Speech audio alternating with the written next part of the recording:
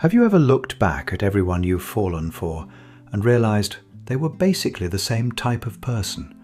Different names, different looks, but still the same anxious pull towards them, the chasing game, along with that sinking feeling in your stomach that you've been in this situation before.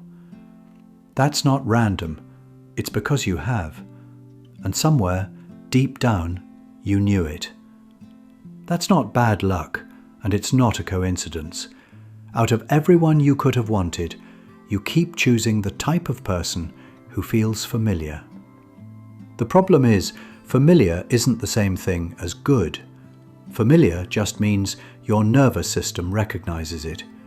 So today, we're going through why you keep doing this, so you can finally understand why you keep subconsciously choosing the same thing. Stay until the end, because the last one is the reason all of this is so hard to stop. Number 1. You confuse intensity for connection. Have you ever been with someone calm and steady, someone who genuinely treated you well and felt almost nothing, no spark? Maybe you even felt a little bored. And then met someone who kept you guessing, warm and kind one day, then distant the next, and felt completely electric? Be honest about which one you'd have called love. Here's what you don't realize. That electric feeling wasn't a connection. It was just your nervous system on high alert, because it wasn't sure where to stand, heart racing, phone in your hand, refreshing. You've learnt to read anxiety as chemistry. It's not that you're drawn to the wrong people, it's that calm doesn't register as love to you yet, because to you, what you thought was love never felt calm. Number 2. You're chasing the wound, not the person.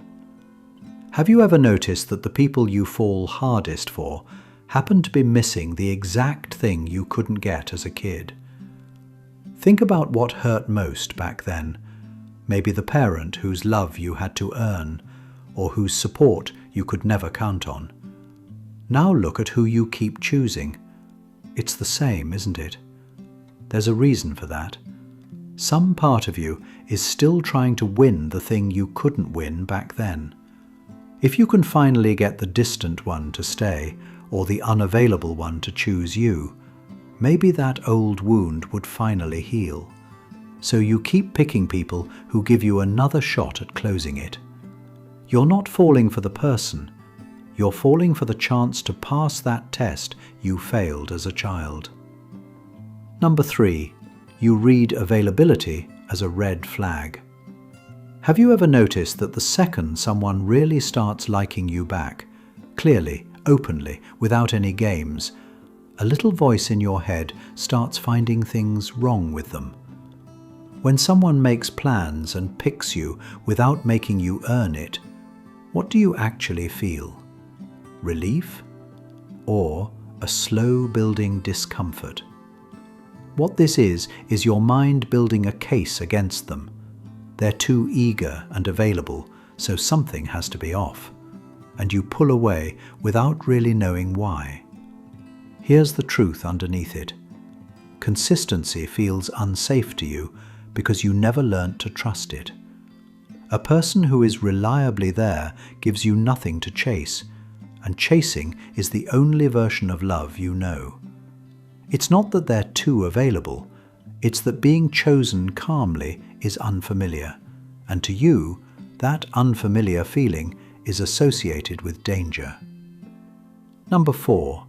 You confuse anxiety with love and peace with rejection. Have you ever described someone as the love of your life?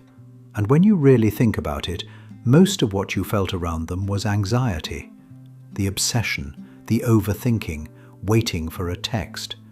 You called all of that love. Now think about the consistent person you felt bored with. Did the lack of a roller coaster of emotions actually mean you didn't click? Or did it just mean you weren't afraid? Let's go back really quickly. The obsession wasn't love.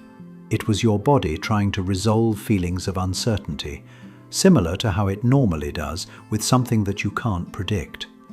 And the calm with the consistent person wasn't a lack of connection. It was the lack of fear, which you have been mistaking for that electric feeling. You're not chasing love.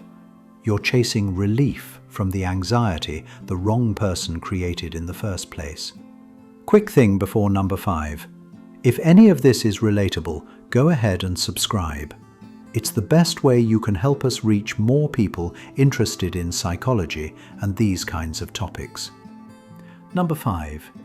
You leave the good ones and call it no spark.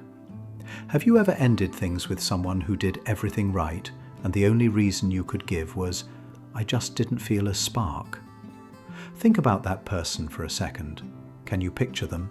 The one who was kind, who showed up, who you walked away from anyway. Now ask yourself what spark has actually meant for you every time.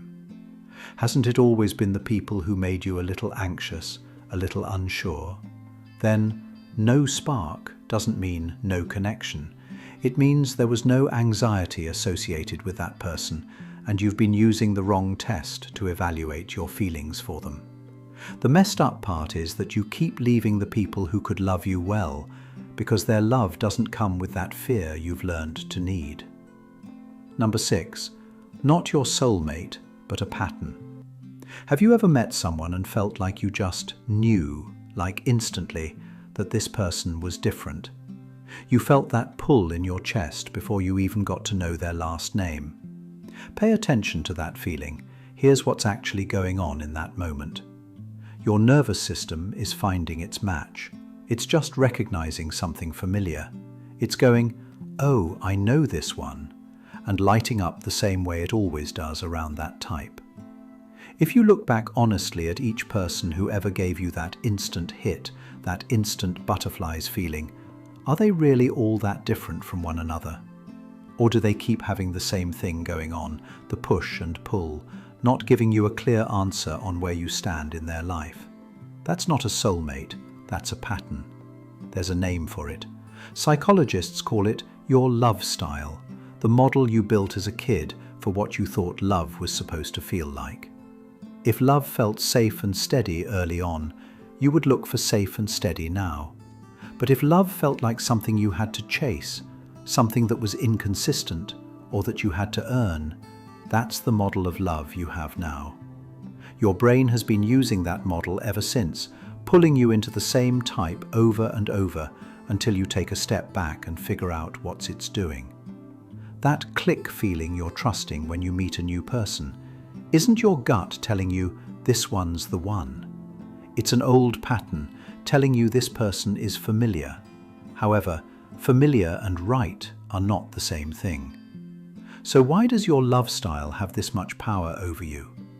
When you were younger, you learned what love felt like from whoever gave it to you, and however it felt then has now become the new normal that your nervous system is used to. But here's what you actually have to hear. If you keep falling for the same person, it doesn't mean you're broken or doomed to repeat this forever. It means a very young part of you learned one definition of love and stuck with it. The moment you can see it, the moment you catch that "this feels like my soulmate" feeling and recognize it for what it is, it starts to lose its power over you.